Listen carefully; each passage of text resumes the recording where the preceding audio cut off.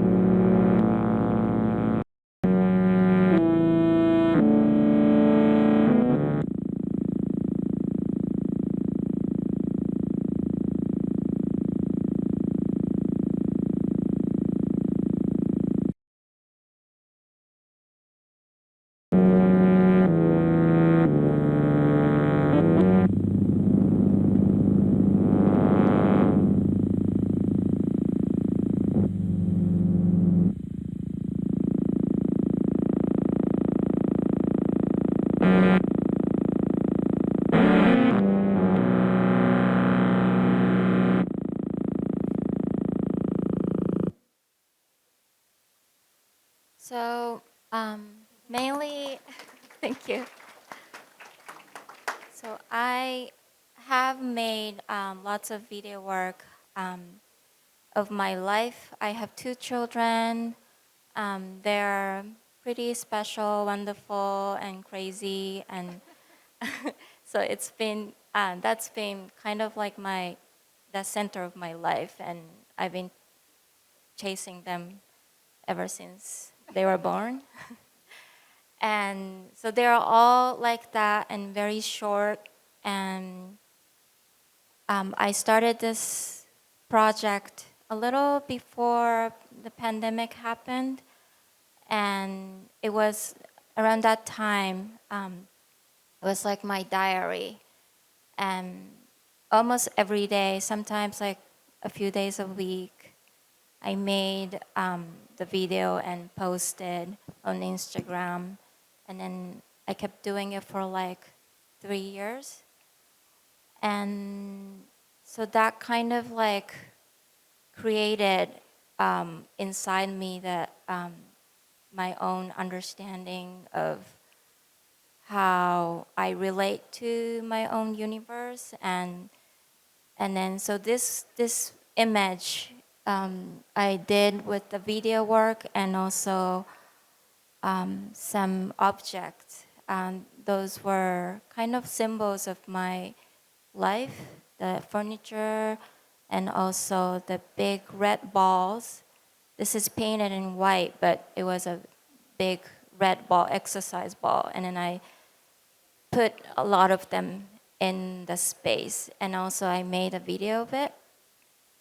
And so, yeah, I'm gonna go forward. And this is also part of it. And this one is other show that I did in 2021, I believe. So that was with the videos and also Japanese traditional jackets that I made. And this is also a video. It was at the art fair, Nada, and I did with some other, some installation and lots of videos. Sorry. Thank you. Thank you. Hi, everybody. I'm Amanda Russo. Hey. Thanks for being here. I really appreciate it. So many friends and family out tonight. Let's see. So my work is experimental archival research, and it's rooted in usually encounter with form, observations with form, and my main material and subject matter are time. So for that reason, I make work with, about, and in the form of archives, as well as monuments, the two vessels that are most contingent on time. And my objectives are really to commemorate and to objectively analyze. Those are my two impulses that kind of fall together, and that kind of impacts what you see. And I make work on a lot of different modes. Installation work, these sort of like larger installational tableaus. These are kind of installations that are more durational, performative, or kind of take a temporal aspect, again, working with time in a different way, as in kind of like working in spaces over time. I think about all this work as kind of speculative archaeology, and so more recently I'm thinking about it even more so as legacy work. One of the other things I do is I make, again, in sort of like this idea of monuments. These are large-scale objects to artifacts, and I think of these as monuments as well.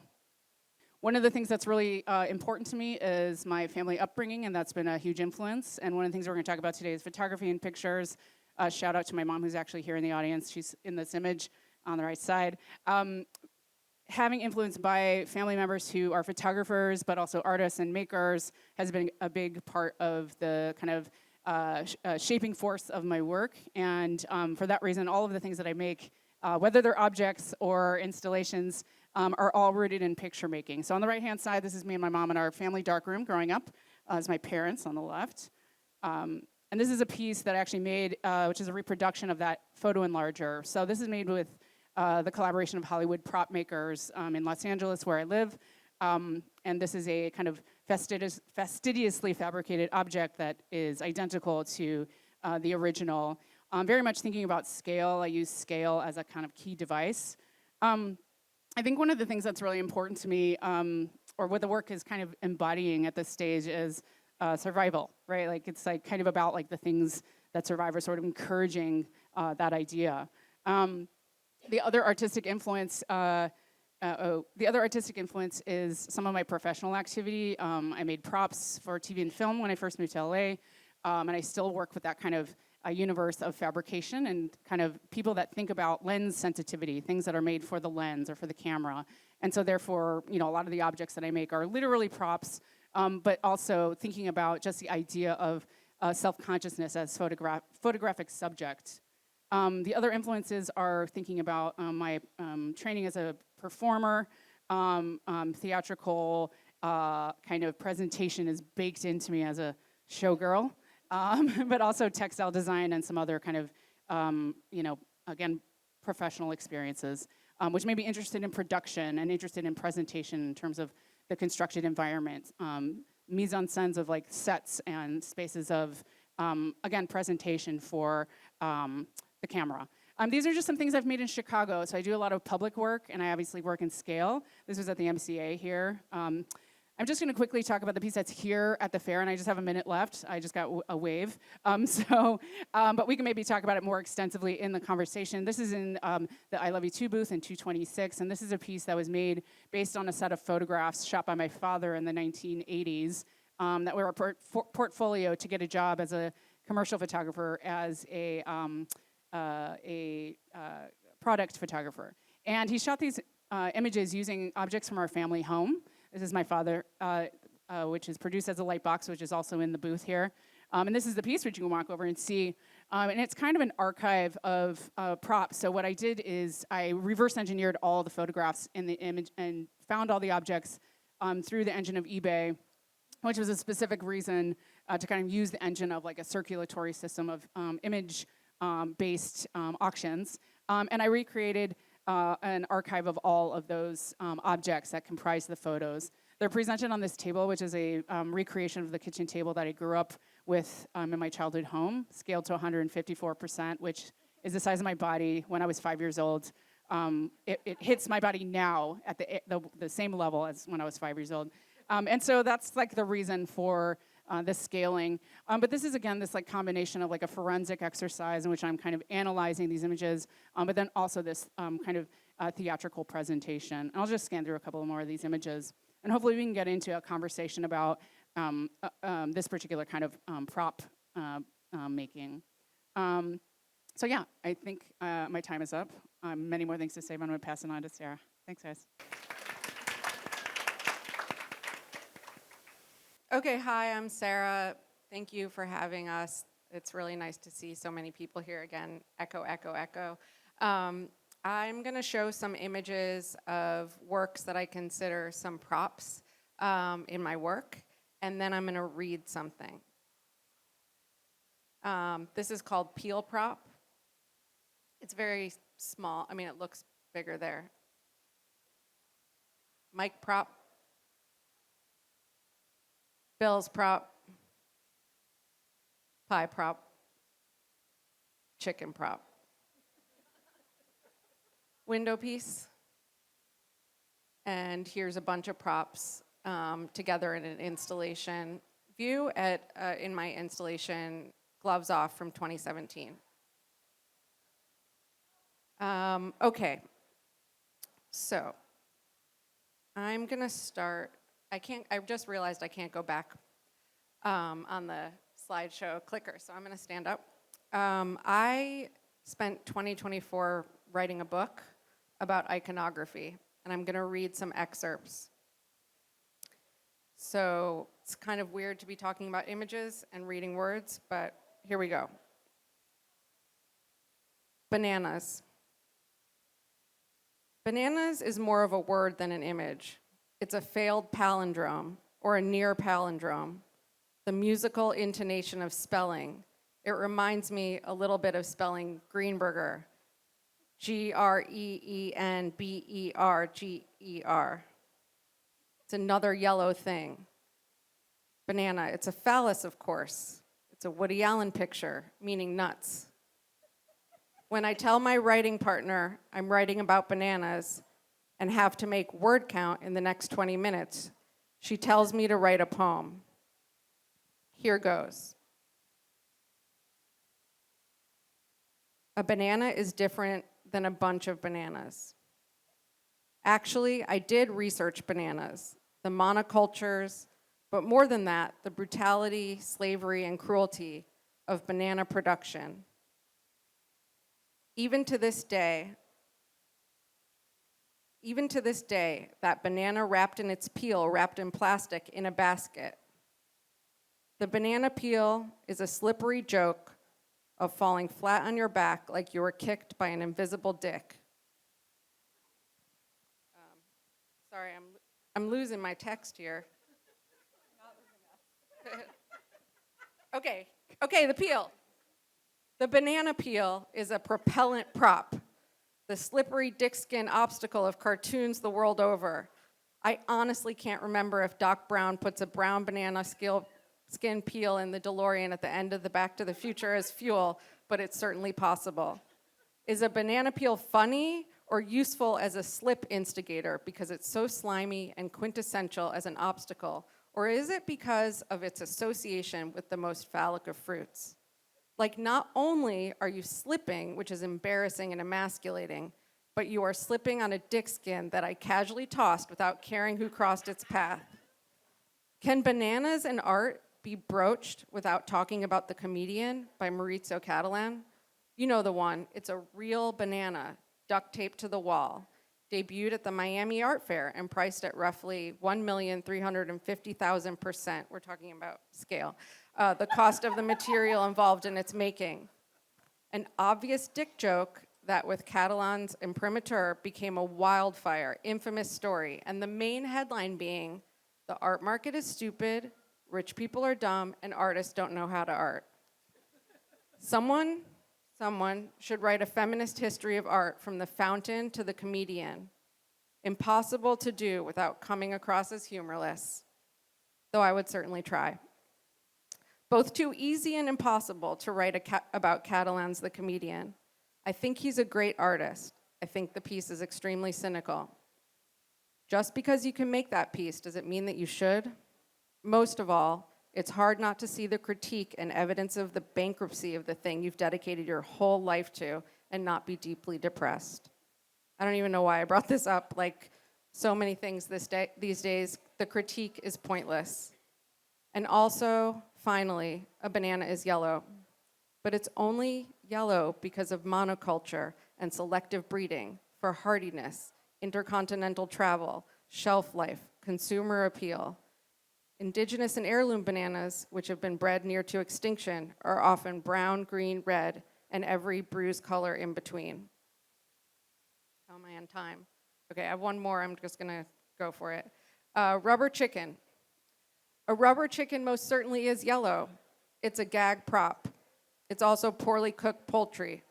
Which came first, the rubber chicken gag or describing overcooked bird as rubbery? Why is a rubber chicken funny? It's got to be vaudeville, but it does have a certain cartoon logic that is the homicidal logic of a road runner. It's a corpse, but instead of rigor mortis, it has a floppy, pliant, squeaky energy.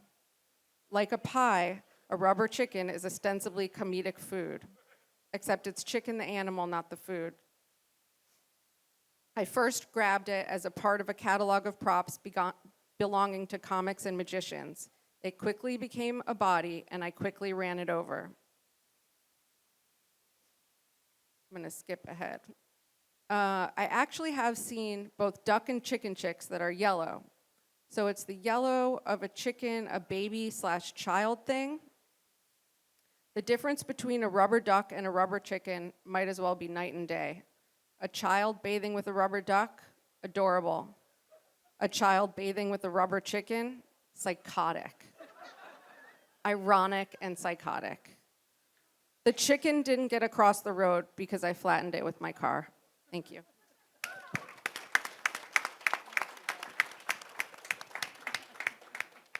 I have to thank all three of you so deeply because on the Saturday evening of an art fair week, what I need more than anything is to laugh.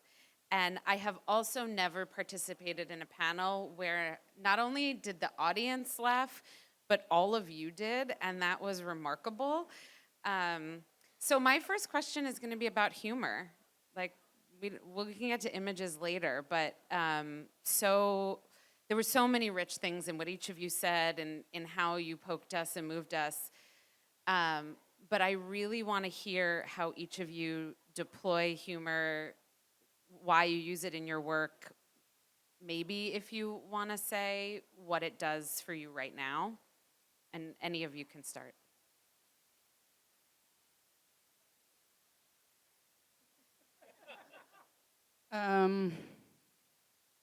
Actually dislike when people say I have humor in my work. Like I'm allergic to it a little bit. Fair. Just being honest, but I do use it, right? Or use it. I think I like my humor tragic. I am a tragic comedian, you know? So, I mean, you are too, hello. But I just mean, like as a device. Humor doesn't have to be happy. Right, I think, well, I guess maybe it's just like the idea that it's like this device that is sort of overlaid, feels a little too facile for me or something. I think it's like a truly tragic thing, of course, is hilarious, right? Like they are to me one holistic thing. There's different sides of the same kind of coin or whatever, or not even so binary. They're like integrally together. So I don't know. That's sort of how I think about it. Well, maybe just to respond to that for a second, I love these terms that seem really simplistic and a lot of artists wind up being allergic to because they get applied to their work in very facile ways, but are actually often deeply complex and sophisticated ideas. And maybe that's really why I started there, is because I don't, I've had the experience of a lot of artists being allergic to the idea of craft for very similar reasons, maybe, that humor feels like something to push against as a descriptor for work. And I see such sophistication in the way each of you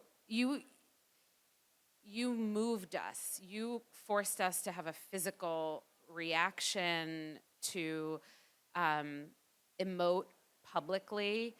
And I think that changes things, and I think that deepens complexity, not flattens out the layers of meaning in a work, at least for me personally.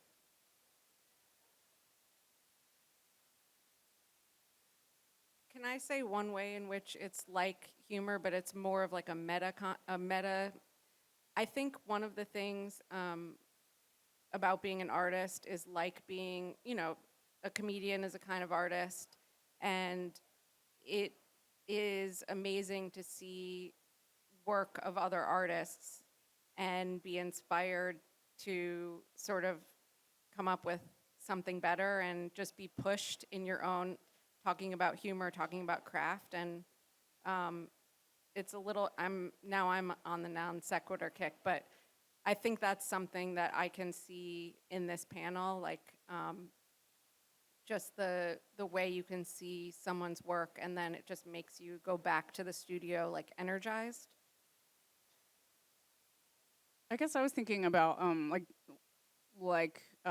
different ways that humor can be a transmission. Like humor, not like a ha-ha per se, although we were laughing our asses off when Sarah was talking, but it's like Aki's video, right? Like we were all giggling, but it's also like devastating.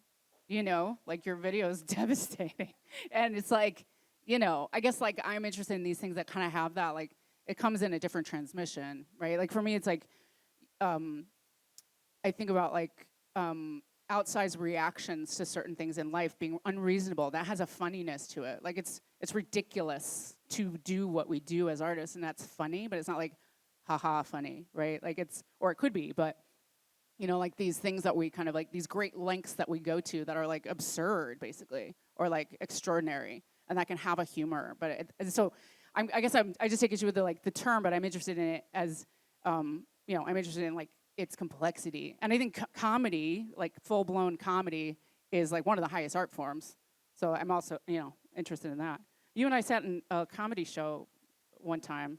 I remember that was like a memory I have with you. We were sitting in a comedy, anyway, stand-up comedy show. I want to pick up on it. Maybe, Aki, this is something, if you feel that comment was apt on that quality of the devastation, because that's in all of your work too. And in a way, for me, the humor almost clears the clouds and allows the devastation to sort of rise up more quickly. So maybe you could. Yeah. So yeah, I think about humor a lot because so for me in my life there are like three elements that I really prioritize or I think very important. It's like beautiful and moving and funny. So those three are very, very important to me, like in not only about making art, just in general. And I think about that sometimes, and one of the reasons is, so I was born and grew up in Japan, and maybe some cultural reason or how I grew up too, but I am very optimistic in general, and I really, really appreciate that element in me, because I think I was saved by my ability, like being very like optimistic in a lot of situations, and I think it's my family too. My mom, she grew up in Japan. She is in Japan, and I see her being optimistic a lot of times. We have a lot of like seated issues over the entire life, and but like sometimes, you know, like at funerals and stuff, like she sometimes tells me that like I'm often have hard time being in a funeral because 100% like I really like the moment of like I really want to laugh definitely comes like for many reasons, and she probably just wants to laugh out and like or like I don't know, maybe like that's how she copes or something at many situations. I feel kind of like connected but also proud of her that she has that ability and she uses that, and because it's kind of like it's very hopeful to me. Yeah, it's hard to explain, but just in my body I feel like some kind of hopefulness. Yeah. I think on that kind of duality, the tragic comic, like one of the things that I started working with props were things that were innocuous but could also be like murder weapons or could also kill you or could also be any kind of like inflict pain of some sort. And I think that's the kind of, I mean, that's the human condition. It's very generic to say, but I think it's. But that's what a prop is, right? Yeah. Like it's like a vessel. It's Yeah. the thing and it's not the thing. It's, you know, it's like it's stand-in or a decoy or a surrogate. Like, and so I'm interested in props because they have the bearing of the thing, but there is something existential about it being not there, right? Like it's stand-in. You know, there's something about that relates to what you just said. I can't remember what It's I was also like trying to make a it's point. image because it's not meant to have any kind of depth or below the surface. It's meant to. It's like it's a stand-in. This might be a forced transition, but I feel an idea sort of germinating on this blankness of the prop or what you've both articulated. And especially these props that you're working with, Sara, and as you performed for us, they're both empty vessels, and they come with so much baggage, so much memory, so much association. And as Amanda was talking, and you brought up that your practice is really one I loved. I mean, I wrote down archive and time, two of my favorite words in my personal obsessions, but then this idea of speculative archaeology, I thought that phrase was so beautiful. And thinking about that kind of archaeological impulse maybe in each of your work, and maybe in particular, I'm curious, Aki, also if that idea of speculative archaeology rings true for you. I know that as a parent making my non-art millions of videos of my kids, there's this quality of understanding who's going to look at these in the future and what they're going to mean in a point going forward. And so I'm curious about these ideas of archive, time, speculativeness in each of your work.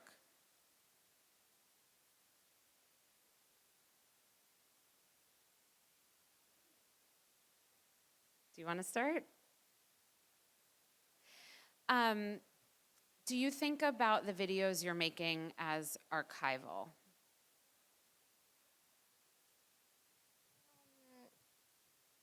I'm not conscious of that part. I'm more like, but maybe yeah. I just don't really think about the far future, but I like to be conscious of the moment, and then that results is to be archived, I guess. And yeah, so I guess it is, the answer is yes. And yeah, I think about like the relationship between being present and being archived a lot because of that, like because of the result of what I do.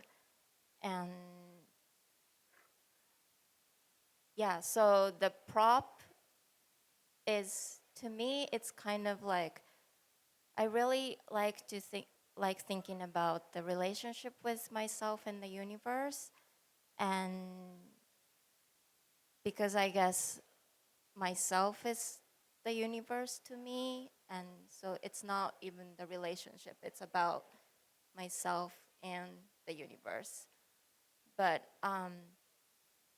so when I think about the prop, like I don't usually use props, but But your daughter does. yeah, totally, yeah, my children do.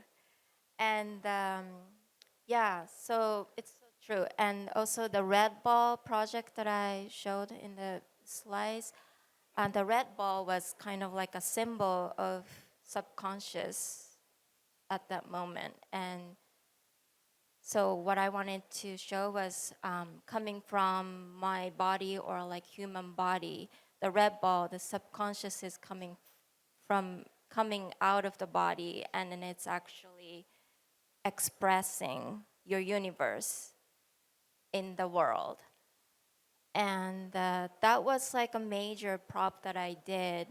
And it was kind of like a challenge to me to use a prop because I don't usually do it.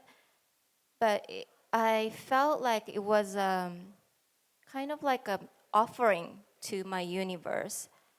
So the offering, it's like a potion to the universe. And then I wanted to see what the universe would do with the potion, or like I wanted to see how the universe reacts to it.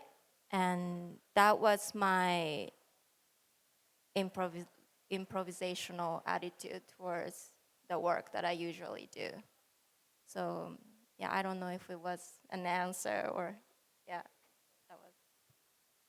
I guess I was thinking like the idea of speculative archaeology, like essentially thinking about like the desire to preserve, or the desire to arrest the sort of entropy of something in some way.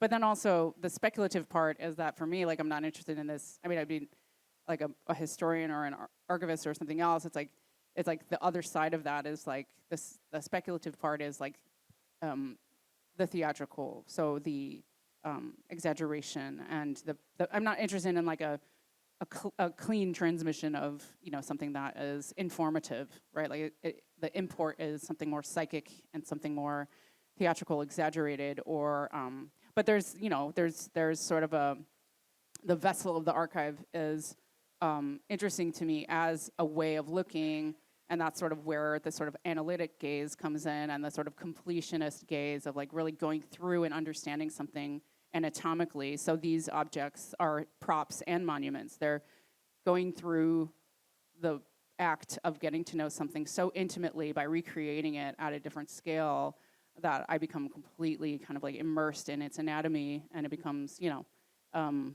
this thing that I know so well. So it's also like establishing a bond with something that typically would sort of fly through the ether and disappear, right? Like it's holding sort of this ephemeral material in time. So, yeah, so it's kind of like functions in those two different ways. Yeah, I mean, I think it's archival. I personally work a lot with like the 20th century, the turn of the century, all this kind of stuff. But I think as artists, you can't help but be archival and of time, because we are reflecting our time, back, and the works exist. Again, we're here at an art fair. Sometimes it feels like everything is meant to be what the newest thing, the next thing is, the thing in the moment, and then the moment is over. It's the past, it's old news. But we're on record having reflected something. Again, not historians, not archivists, but we're on record having made something in response to a stimulus that is temporal and archival and all of these things. So I think that's just like any artist who said that they don't have anything to do with that. It's not true, because we are of our culture. I guess I was gonna quickly also link it back to photography, right? Like the documentarian impulse, right? The impulse to like photograph everything in front of me, is the same as the impulse to kind of like hold something and sustain it longer, right? Like it's like to keep it, to hold it, to bring it back to photography too. Maybe to pull it back a little bit, and I realize I'm looking at all of you, so I'm losing track of time also, and I want to make sure we're going to come in not too long to the time where we shine the spotlight on all of you, so start thinking about your questions now. Maybe just to really speak more directly about the role of images in your work and image culture more broadly in your work, and I'm going to leave it there. I'm not going to lead you. Maybe I'll just send it back down this way. So I think now, a little bit different than when I started making art, like 25 plus years ago. I think so much about aggregation these days, and that I think has to do with the archive, but about multiple images, multiple perspectives, multiple vantage points, as opposed to the singularity. And I think that's another way in which images are props, because you could have evidence of everything contained in this archive. And we've seen that it's, a multiverse. And so I think our job as artists is to focus that. Yeah, for me, I think there's a lot of different points of entry. I'm obviously like my biography is like being around and being influenced by photographers, and taking that up as a way of looking, like, and that is just a gaze, right? Like everything is an opportunity for a pictorial moment for me. But then that enacts itself in a variety of different ways, objects, other ways of kind of like manifesting that. But truly, it's like about being someone who looks at the world as a photographer, like looking at things in that way. And so some of the objects that I make have like a very explicit kind of manifestation of that, right? Or like the objects, large scale objects, for example, there's a frontality, and sometimes they don't have things on the backs. Like they're meant to be seen from it's almost as if it's like an image of that thing, right? And so there's like some very literal ways in which that functions. But truly, it's like about like a gaze and a way of looking. And so in some ways making like a comparison between the apparatus of like navigating through the world and the gaze itself with like the lens. So thinking about the lens as like something that has this like larger implication. One of my great joys is that some of the objects that I make as they circulate, when, for example, they do not have scale references, they become kind of like null, right? Because they go back into image and they become, like my use of scale is completely linked to image making. It's about the audacity of what you can do to a picture and applying that to objects, right? Like that's literally what that is. But it's also about intimacy. It's looking at something close. So when you see something huge, it's like a close-up photograph. Like it's all kind of like meshed in there. But the idea of like rephotographing an object that's been scaled is infinitely amusing to me because it just goes back to being a regular thing again.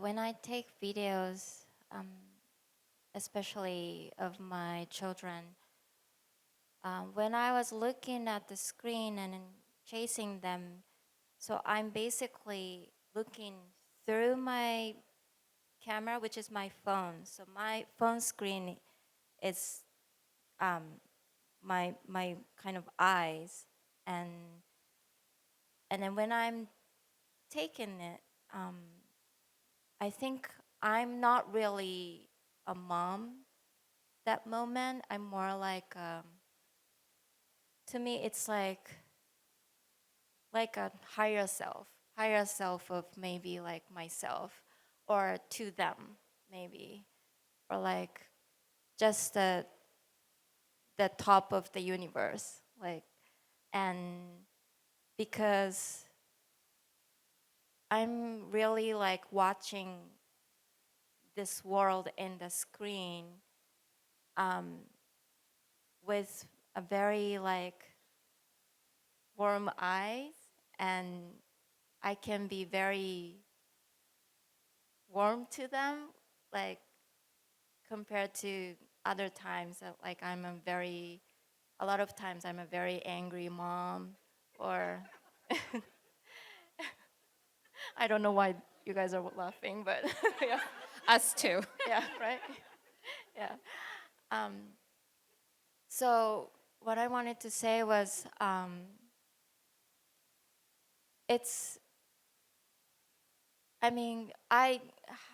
have been noticing that like over the years after I did so many times with them. And maybe just because I really like it and it makes me feel good and makes me feel like there's some space for me by doing it, but also I wanna take good videos, so like I can forgive them while I'm doing it, but also being in the position of like as a higher self, I feel like those like happenings are actually really, really precious, and I can trust the happenings, I can trust the flow of the universe or like anything there, and I want to archive. Yeah. I actually didn't notice until right now, but yeah. My work here is done.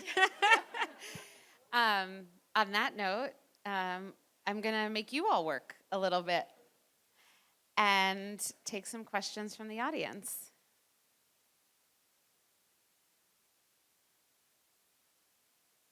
Hi, Aki. I've, as you know, longtime fan of your work and your children, and I've always been curious, and I don't think I've ever asked, do you feel like they perform when you pull out the camera, or do you think you're getting a very candid moment with them? Like, do they like kind of hamming it up a little bit, or do you think you're capturing like a unfiltered snapshot of them? Good question. So, Lynn is a really good friend of mine, and they kind of like so my children almost grew up with Lynn the whole entire life, and so they know about my children a lot, and so that question really moved me. Yeah, so as you probably know, Senka is a quite performer, Yeah. and Senka is the younger one, my daughter.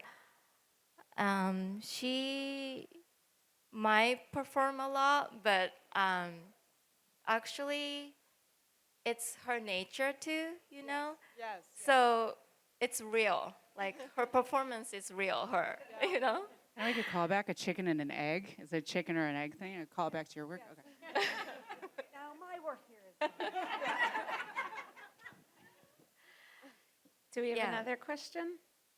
Could I actually Yeah, we'll add go, something yeah. to that? Because I was just thinking about, I was talking about my upbringing being around, I am officially the most documented child of all time, which is directly linked to my performative impulse, and 1,000%. So I just want to say, like, you recognize the performative in your child, but there's also that, right? Like when you're being documented.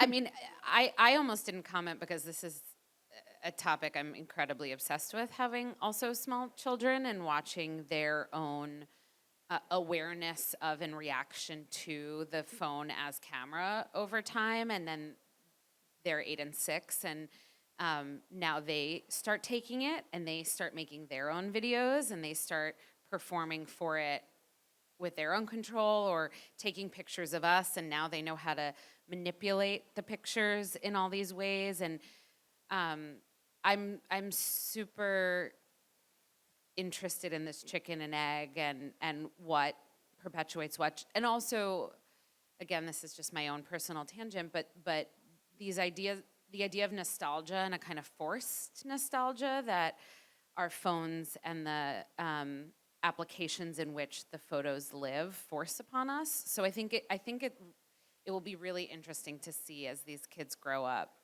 their relationship to this device. Oh, I just wanted to admire the dust on a man. It already passed. I was calling out the dust for accuracy. Okay.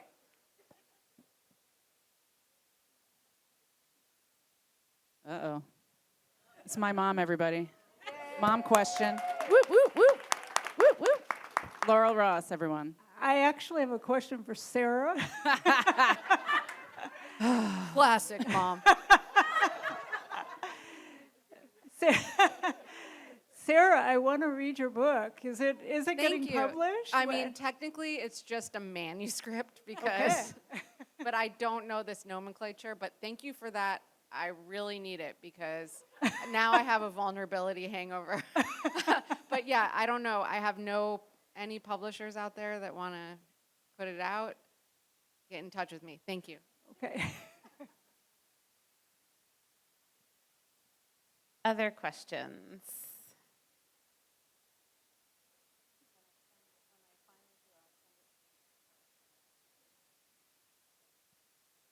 Thank you all so much. I'm listening to you all share, and I'm listening to like all the experiences that I've had with your work, and I make art too. And A great artist. Khalil Robert Irving, everyone. one thing I'm thinking about is, what do you feel about when you are making a sculpture or making an installation, or like working on a video? How then does it? Like, it exists as a photograph, but then it becomes a sculpture. How do you wrestle with trying to communicate and talk about both of those existing in an object at the same time. Because it's like, I make ceramics, but a lot of the ceramics are covered in photography, but the photograph is missed because so many people are interested in the objectness. But then how do you all pull them back? Or do you just let them live in that kind of ether and not, not make a decision?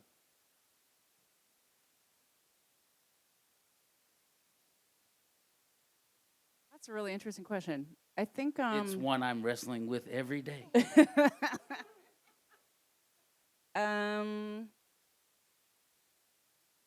mean, I guess I think it's sort of like a blooming onion, right? Like there's so many layers. There's there's parts you don't see that are psychically present that I'm comfortable with those things kind of. I'm very comfortable with like productive confusion about artwork, right? Like I think that's like a very important Hear, hear. thing, Like I think that I'm interested in the social contract of art being a material that we mess with and that we don't default to a given idea about clarity, right? Like, so the reason I didn't show the photos that actually, kind of are part of this piece is because they're kind of the deep archive that these are based out of, but you don't need to see them, right? Like, that's important that you don't see them, that you hear about them, and they have lore, and they have, they may be seen, and we show them on the side as sort of like the history of it, but it's not like, you don't need to have every part kind of explicated. That's what sort of the speculative part of the archive is. It's like, it's back there, it's in there, and it's kind of part of the deep psychic part of the piece, but you don't need to have everything spelled out for you. And I think what I'm interested in is also like accessing that stuff in an embodied way, right? Like the aspect of its origin or its reference or whatever can be kind of like deeply buried in there. And you can access it if you pay attention and you're closely focusing, right? So I also try to aim at an attentive viewer. So if somebody misses something, that's, the next person that pays attention and is being able to access those things because of their attentiveness, they get a deeper experience. So it's like trying to cultivate closer attention too. I don't know if that answers your question, but I think it's part of your question. I mean, yeah, it's part. Yeah, you answered the question. You're like productive confusion. Yeah. Be confused, baby. Just be confused. Well, Yeah, like why does the transmission have to be like I explain something to you and then you get it, we're done? yeah. Do you know what I mean? Like what is that for? Like that's like I would like someone to have to puzzle over something and spend time, but also like feel magnetized to it and be stuck in that murky space of trying to understand what they're looking at. Like to me that's like a religious experience, right? Like that's like It's standing also- with something and being like, I don't know what I'm looking at. I don't know what's happening. I'm suspended in that space. Like that is art to me. It's also a relationship. Like it's relational. Yeah. Ooh, thank you're you. Here. Yeah. Like I co-sign everything that you say, but it's also like the long game, the long con of being an artist. It's like it's accretion. It's like it's adding to the body as life goes on, and God willing, as long as possible. Long So- con is a really good word. Yeah. But also, speaking of a long con, I want to give a much more practical. I love all of that, but I also want to like implicate the work of curators and the work of institutions in creating this problem. I didn't know, Amanda, that some of those works don't have backs, and that I'm gonna not stop thinking about that because I'm always pushing people to remember that like a sculpture can be two-dimensional, a photograph is three-dimensional. It has a dimension. It just might be a very small one. Your sculptures, Khalil, the photography gets ignored because it's dimensional, and institutions don't understand these things. They have to click a button in their catalog that says painting or sculpture or photograph so that the registrar knows what to do with it, so that the acquisition committee knows how to acquire it, so that we know which fair it goes to and whose wall it hangs on. It's our fault. You all make what you make, and it actually doesn't expletive matter what we call it. but our archival impulses, our institutional impulses need to categorize everything. And that's the problem, not you. Thank you. I think we have time for one more question.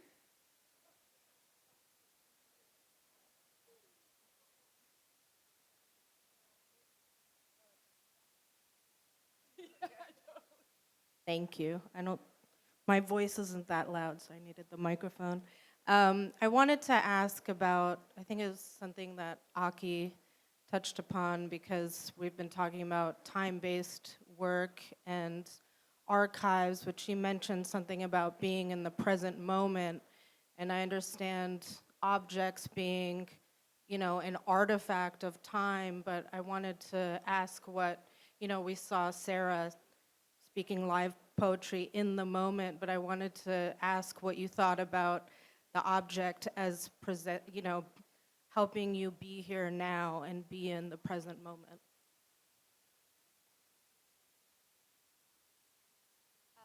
As an object, right? Yeah. I think about it all the time, but as I think about it all the time, it's an ultimate question, actually. Yeah, so it's being present to me is